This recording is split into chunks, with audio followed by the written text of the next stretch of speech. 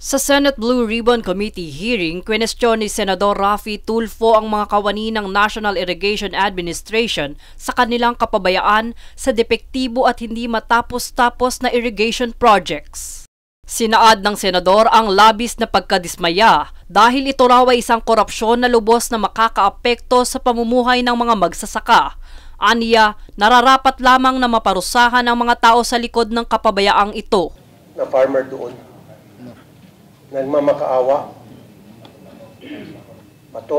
and then it boils down to them spending for the maintenance, for the completion of the project.